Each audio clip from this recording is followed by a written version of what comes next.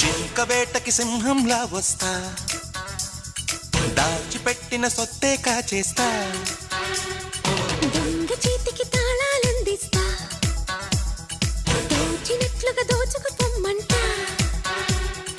కోహినూరు మణి నిన్ను కోట దాటిస్తా, ఆశకోరమణి కనికట్టు చేసేస్తా, కొల్లగొట్టమని నిధులన్నీ చూపిస్తా, కళ్ళు మూసుకొని వగలన్నీ ఒలిచిస్తా.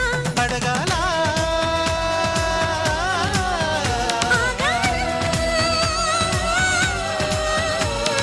జింక వేటకి సింహంలా వస్తా.